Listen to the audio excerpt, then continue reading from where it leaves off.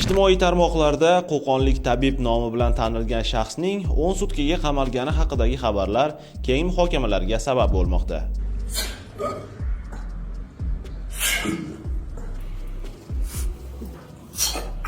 Ma'lum bo'lishicha, Farg'ona viloyatida tug'ilgan 1971-yilda tavallud topgan tabib Iqbol Soliyev O'zbekiston Xalq tabobati assotsiatsiyasi tomonidan berilgan guvohnoma muddati tugaganiga qaramay, noqonuniy ravishda faoliyat yuritib kelgan. Farg'ona viloyat sudlari bergan rasmiy ma'lumotga ko'ra, jinoyat ishlari bo'yicha Qo'qon shahar sudining joriy yil 17-dekabr kungi qarori bilan Iqbol Soliyev ma'muriy javobgarlik to'g'risidagi kodeksning 59.5-moddasi 3-qismi Xalq tabobati to'g'risidagi qonunchilikni buzish moddasi bilan aybdor deb topilgan. Sud qaroriga asosan unga 10 sutka ma'muriy qamoq jazosi tayinlangan. Shuningdek, ma'lum bo'lishicha, Iqbol Soliyev avval ham 2025-yil 10-yanvar kuni xuddi shu moddaning 1-qismi bo'yicha javobgarlikka tortilgan va unga bazaviy hisoblash miqdorining 20 baravari miqdorida jarimaga solingan edi. Qonunchilikka ko'ra, 1-instansiya sudi qarori ustidan taraflar belgilangan tartibda apellyatsiya yoki kassatsiya tartibida shikoyat berish huquqiga ega.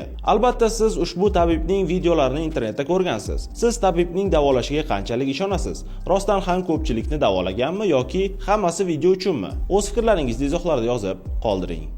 Shu orada Rossiya maktablarining birida terakt uyushtirildi. Rossiyaning Odensova shahrida 15 yoshli o'smir maktabda pichoq bilan hujum uyushtirdi. Hodisa oqibatida 4-sinfda o'qiydigan atiga 10 yoshli bola halok bo'ldi.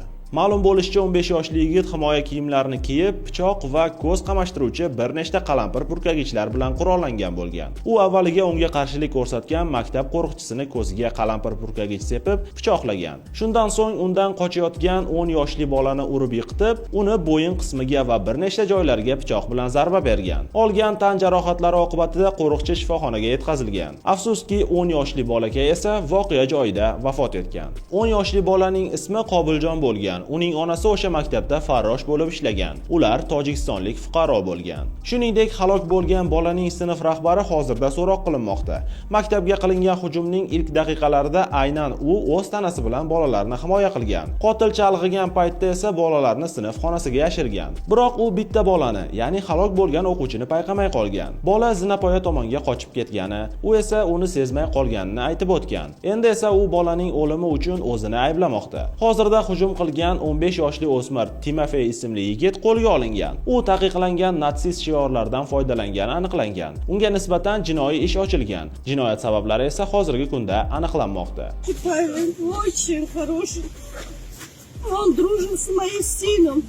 Они от детства дружили, в школу ходили. Он очень хороший парень был. Он очень спокойный. Кабилджон звали? Кабил, да. А как вы узнали, что произошло? На группу написали, потом мне звонил сотрудник участковый, звонил.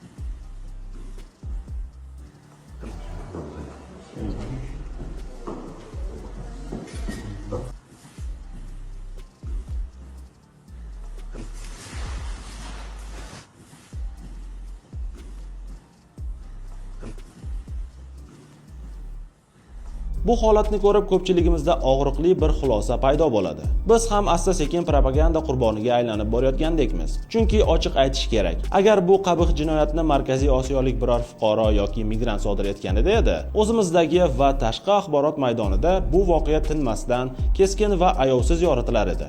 Millat kelib chiqishi, umumlashtirishlar esa bosh mavzuga aylanar edi. Ammo bu safar sukut saqlandi. Mavzu esa tezda yopildi.